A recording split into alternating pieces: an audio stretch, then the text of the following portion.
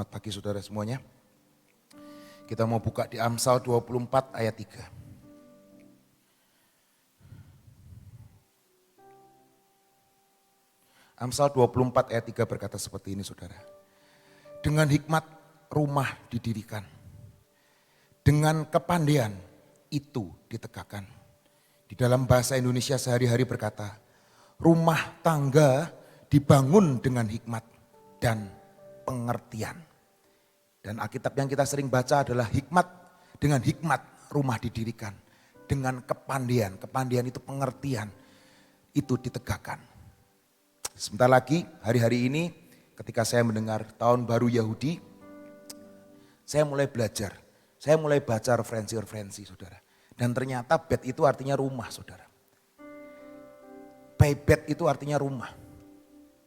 Sebuah ruang, sebuah rumah. Dan bahasa Yahudi berkata itu di dalam, inside. Dan saya percaya kehidupan kekristenan kita ini bukan ditentukan oleh apa yang ada di luar. Betul saudara? Seringkali kehidupan kekristenan itu ditentukan oleh situasi kondisi. Kalau sikonnya lagi baik, ya baik.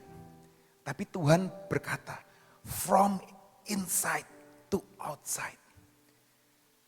Dulu saya percaya, wah kalau ada sesuatu yang dari luar mempengaruhi hidup saya, nanti gimana kerohanian saya. Tapi dengan berkembangnya pembelajaran saya, ternyata Tuhan berkata, from inside to outside. Ini yang di dalam. Yang di dalam itu seperti apa? Kalau yang di dalam baik, yang keluar pasti baik.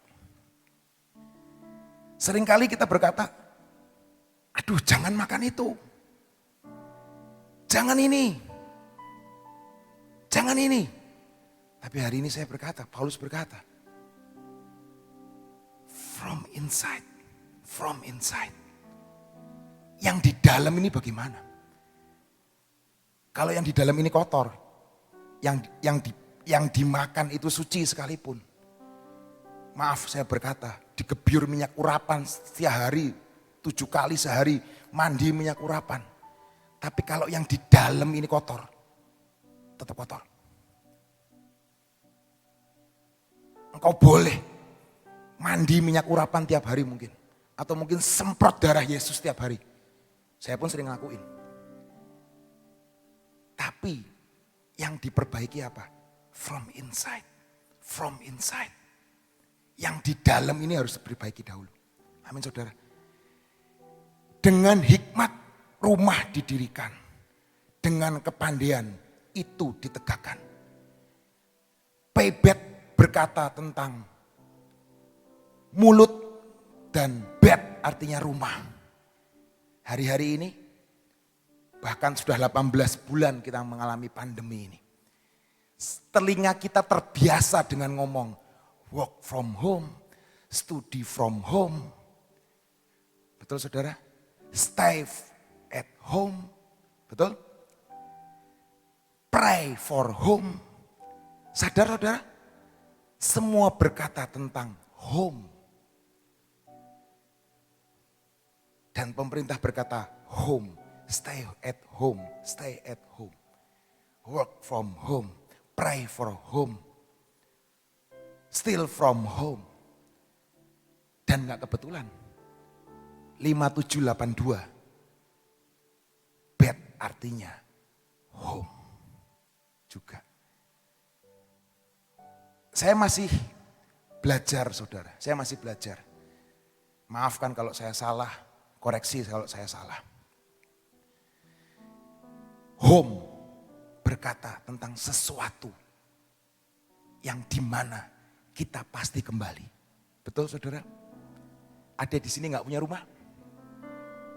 Pasti semua punya rumah. Kita mau baca dulu. Di Kejadian 39 ayat 5. Berkata tentang rumah juga. Kejadian 39 ayat 5 berkata.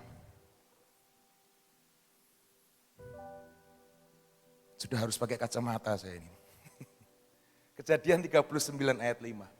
Sejak ia ini Potifar, memberikan kuasa dalam rumahnya dan atas segala miliknya kepada Yusuf. Ulangi saudara, sejak Potifar memberikan kuasa dalam rumahnya dan atas segala miliknya kepada Yusuf,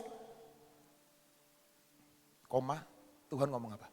Tuhan memberkati rumah orang Mesir itu karena Yusuf. Sehingga berkat Tuhan ada atas segala milik Potifar. Baik yang di rumah maupun yang di ladangnya. Ini bicara masalah rumah saudara. Sejak ada Yusuf di rumah Potifar, Tuhan memberkati Potifar karena Yusuf. Amin. Ini bicara masalah rumah. Ketika di dalam rumahmu ada orang benar, ada orang imam yang berdiri di hadapan Tuhan, yang Tuhan nyatakan itu adalah dibenarkan di hadapan Tuhan. Percayalah, rumah dan seisi rumahmu akan diberkati karena engkau. Itu rumus. Kita nggak bisa menyalahkan orang tua kita nggak bisa menyalahkan anak kita nggak bisa menyalahkan suami kita nggak bisa menyalahkan istri kita. From inside to outside. Apa yang ada di dalam ini? Kalau engkau sebagai bapak, engkau nggak bisa sebagai imam. Engkau nggak bisa sebagai pendamai antara Tuhan dan manusia. Jangan-jangan keluargamu tidak dikasih. Karena firman Tuhan berkata, di dalam rumah itu ada Yusuf. Dan ketika ada Yusuf di rumah itu, satu keluarga Potifar diberkati. Amin saudara. Rumah berbicara. Bet itu artinya rumah saudara. Karena bentuknya menurut orang Yahudi seperti rumah. Rumah berbicara kedamaian. Betul saudara? Rumah di mana tempat kita balik dari segala kesibukan. Kita balik lagi ke rumah. Seringkali, maaf saya ngomong, gereja dibuat hanya sebagai rumah pesta. Saudara tahu rumah pesta? Kita harus datang dengan berdandan, maaf saya ngomong, dengan kepalsuan, dengan pakaian yang indah, mungkin gak tahu itu pinjam. Bahkan, maaf saya berkata, yang menikah sekalipun, pakaiannya minjem kadang-kadang. Semua makanan diatur dengan baik. Semua diatur dengan indah. Ada hiburan. Mereka bergembira, mereka toast, mereka tertawa. Tapi saya mau ngomong hari ini, apakah ada pesta yang menjamin keluarga itu akan sampai tua? Tidak ada saudara. Saya enggak anti pesta. Tapi sejujurnya saya juga malas ke pesta. Sejujurnya dalam hati terdalam saya itu malas saya ke pesta.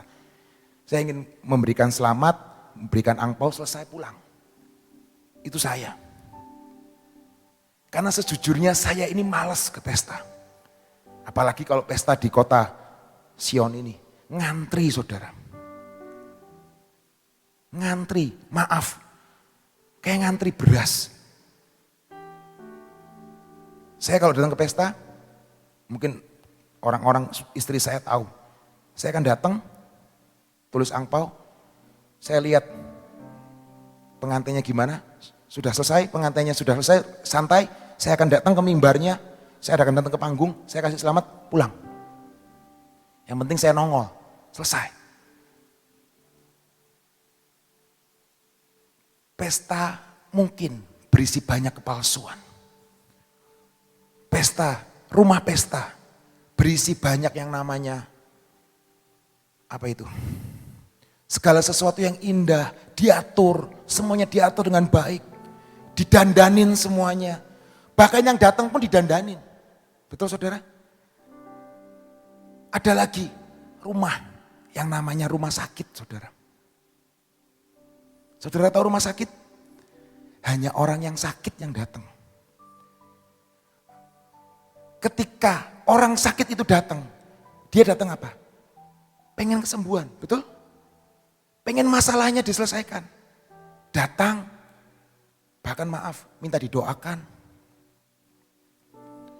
Setelah sembuh, ya selesai. Maaf, kasih persembahan, bayar, selesai. Nggak pernah nongol lagi. Itu rumah sakit. Gereja seperti rumah sakit. Komunitas seperti rumah sakit. Betul saudara? Banyak hal, rumah-rumah yang lain kalau saya mau ngomong. Rumah singgah. Hanya singgah. Apalagi rumah mangan, rumah makan. Ada lagi rumah makan. Hanya ingin makan. Ambil sesuatu. Take something. Apa yang gua mau ambil dari tempat ini? Oh, ada gratisan apa? Ada diskon apa? Ada free apa? Itu rumah makan. Dan gereja, komunitas yang seharusnya sebagai yang namanya home, sweet home, sudah berubah saudara. Hidup kita, keluarga kita sudah berubah. Rumah kita seperti rumah sakit, rumah kita seperti rumah makan, rumah kita seperti rumah singgah. Bahkan rumah kita hanya sebagai rumah penginapan. Rumah apa yang Tuhan inginkan dalam kehidupan kita? Tahun depan, tahun Yahudi adalah tahun rumah. Bed, rumah. Di dalam rumah ada kasih. Di dalam rumah ada penghiburan. Di dalam rumah ada penerimaan. Di dalam rumah kita mungkin hanya pakai roll. Hanya pakai konde mungkin. Hanya pakai celana pendek. Apa adanya. Enggak palsu. Di dalam rumah kita bisa ngomong santai. Tanpa ada iri, tanpa ada dengki.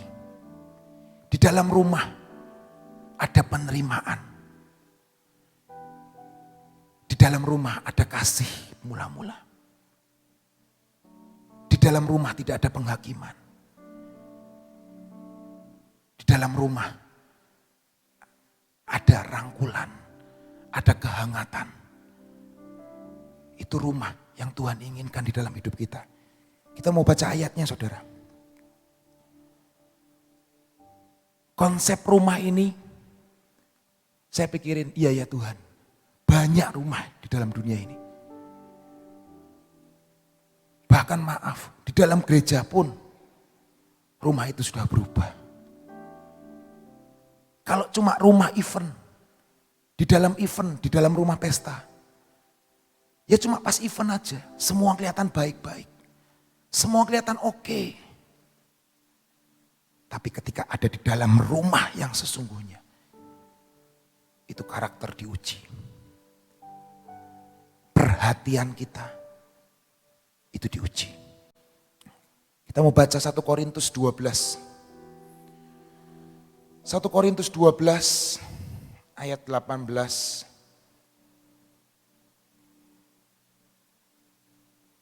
18 sampai 27. Tetapi Allah telah memberikan kepada anggota masing-masing secara khusus suatu tempat pada tubuh. Tubuh kita ini adalah bait Allah. Amin.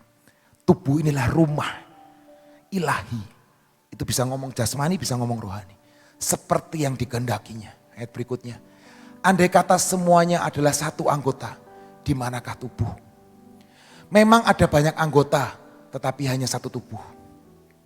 Jadi mata tidak dapat berkata kepada tangan, aku tidak membutuhkan engkau. Dan kepala tidak dapat berkata kepada kaki, aku tidak membutuhkan engkau. Ayat 22, malahan justru anggota-anggota tubuh yang nampaknya paling lemah, yang paling dibutuhkan. Dan kepada anggota-anggota tubuh yang menurut pemandangan kita kurang terhormat, kita berikan penghormatan khusus. Dan terhadap anggota-anggota kita yang tidak elok, kita berikan perhatian khusus.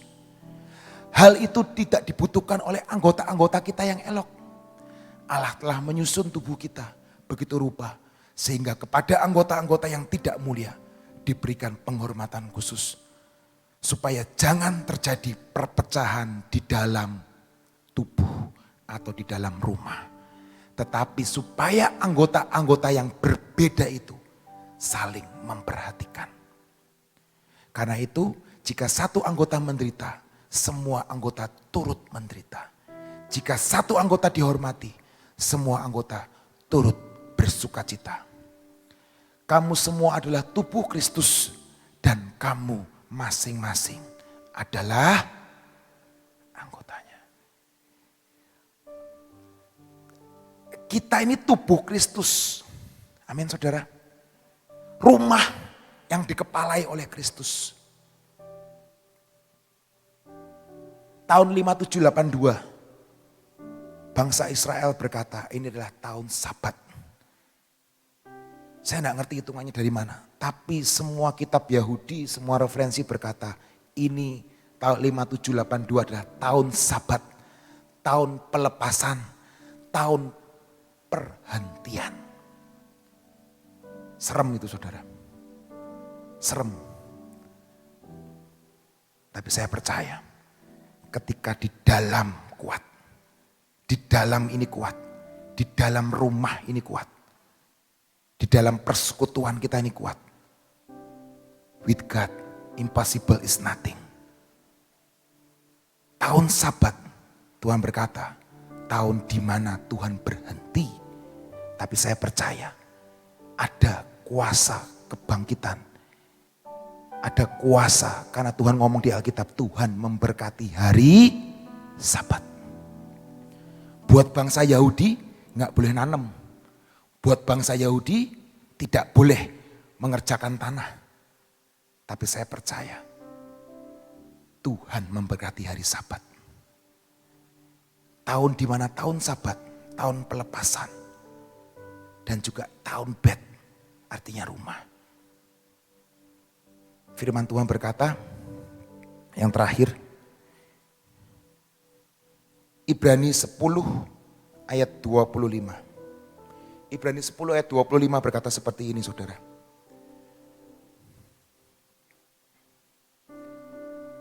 Jauhlah kita menjauhkan diri dari pertemuan-pertemuan ibadah. Kita seperti yang dibiasakan oleh beberapa orang. Tetapi marilah kita saling menasihati dan semakin giat melakukan menjelang hari Tuhan yang mendekat. Orang Yahudi berkata, tahun P ini adalah putaran terakhir menjelang kedatangan Mesias.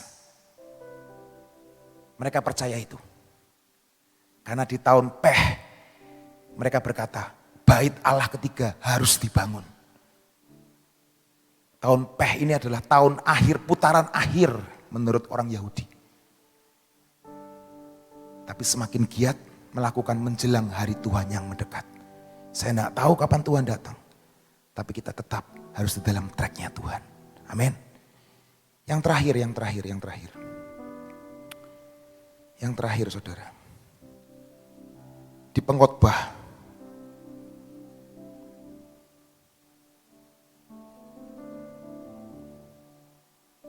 Pengkhotbah 4 ayat 12.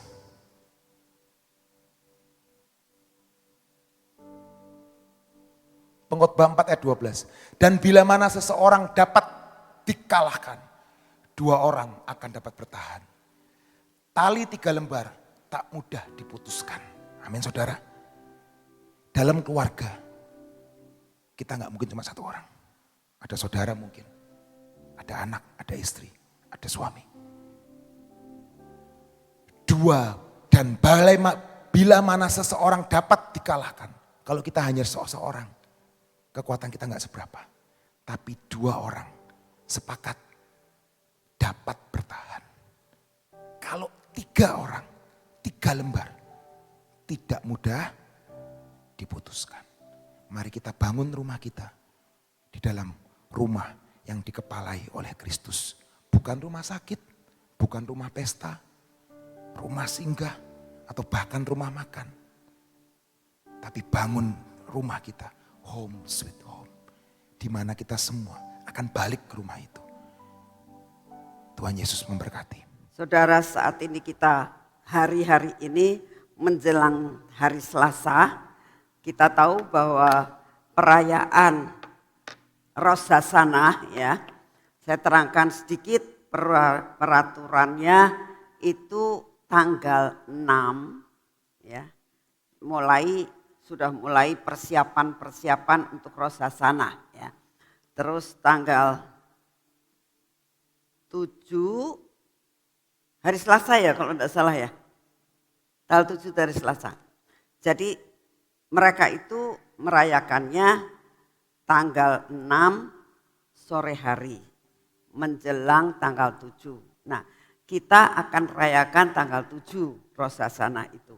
Saat-saat ini tadi sudah diterangkan sedikit dari apa yang dimaksudkan dengan Rosh Hashanah 5782. Ini tahun yang sangat, ya saya sendiri belum jelas ya mendapatkan sesuatu dari Tuhan. Sekarang ini lagi saya bergumul dalam doa untuk apa yang harus disampaikan untuk tanggal 7 ya. Tapi yang pasti ada perkara-perkara kalau Tuhan izinkan terjadi, karena ada yang mengatakan ini adalah tahun Sabat terakhir ya. Ada yang mengatakan ini putaran terakhir. Apakah ini adalah merupakan sesuatu hal penutupan atau bagaimana? Saya juga nggak tahu. Tapi nanti akan diterangkan pada saat Tuhan menyatakan sesuatu tanggal 7. Nanti akan diterangkan panjang lebar tentang apa yang Tuhan mau dan apakah yang bakal terjadi untuk September ini ya. Sesudah September biarlah Tuhan sendiri akan memegang kendali, karena tadi diterangkan ada rumah, ada Sabat, ada pelepasan ya. Yang kita harus tahu bahwa tahun ini itu tahun rumah. Ada yang dikatakan tadi sudah diterangkan sedikit, ada tahun Sabat ya. Tapi ada tahun pelepasan. Jadi maksudnya apakah ini kita harus melepaskan segala sesuatu ataukah bagaimana? Terus apa yang harus kita lakukan di dalam Sabat itu? Kita berdoa mempersiapkan diri supaya benar-benar kita itu memasuki Rosh Hashanah bersama dengan Tuhan, dan apa yang Tuhan mau untuk acara tanggal 7 10 hari lagi lah kurang lebih ya. Siapkan hati untuk benar-benar kita menyambut akan hari raya yang benar-benar masih merupakan tanda tanya buat setiap orang Yahudi dan juga buat kita sebagai anak-anak Tuhan. Masih tanda tanya besar apa yang bakal terjadi. Banyak orang mengatakan, apakah mau ada goncangan ekonomi? Apakah mau bagaimana? Saya bilang saya belum tahu. Saya belum berani menjawab apa-apa. Tapi satu perkara kita tahu, Tuhan tetap pegang kendali dalam hidup kami. Ya, yuk kita berdoa. Bapa, kami mengucap syukur untuk kami sebagai keturunan Abraham yang mengerti apa yang harus kami lakukan. Karena kami tahu Tuhan bahwa segala sesuatu tahun-tahun yang saat ini sedang digumuli oleh bangsa keturunanmu Tuhan, yaitu keturunan Abraham. Ada perjanjian kekal antara engkau dengan Abraham. Ada perjanjian garam antara engkau dengan Abraham.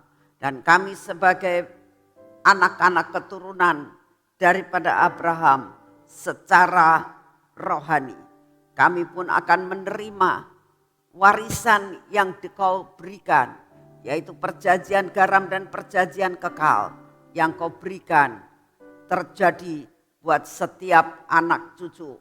Kami percaya akan hal ini ya Tuhan. Buat kami hari-hari ini mempersiapkan diri. Apa yang harus kami lakukan di dalam hari Sabat, hari pelepasan, Kami percaya ada perkara-perkara yang Kau siapkan buat kami untuk tanggal 7 ini Tuhan.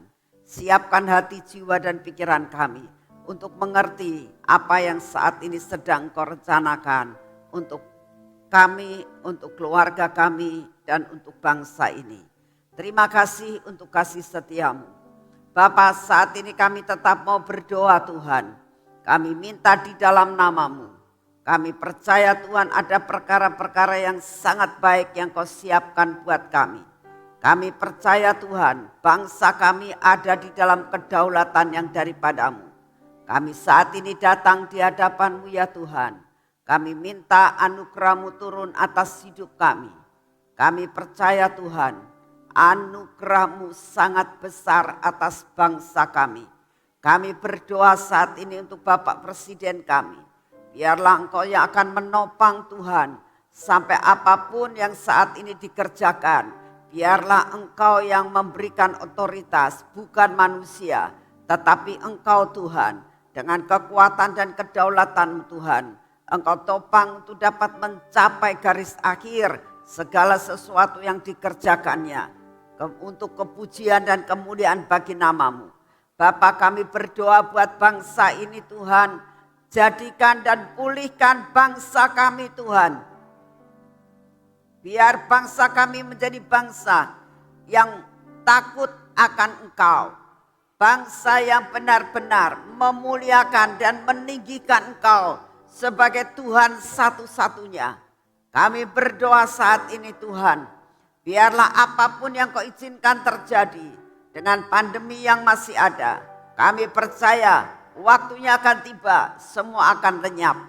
Kami berdoa saat ini untuk segala musibah-musibah yang Kau izinkan terjadi. Kami percaya Tuhan Kau pegang kendali atas bangsa kami. Apapun yang terjadi, Engkau tetap pegang kendali atas bangsa kami.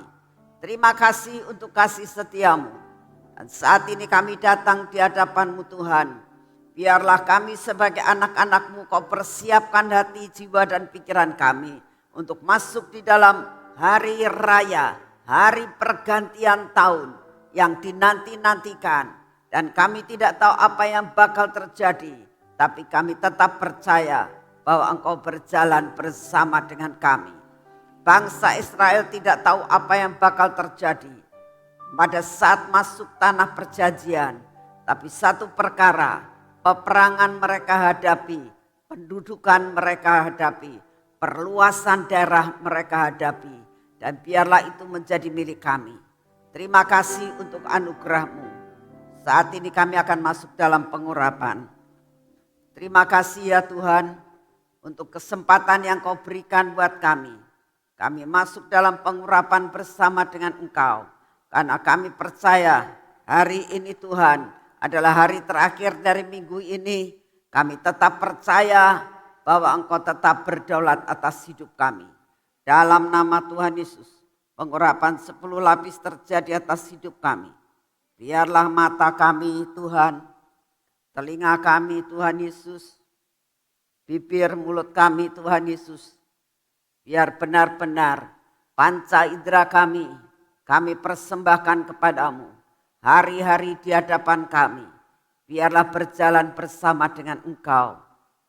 Pegang hati kami Tuhan, supaya hati kami tetap melekat kepadamu. Hati kami tidak melekat kepada barang yang sia-sia. Lepaskan kami daripada keraguan-raguan kami, ketidakpercayaan kami.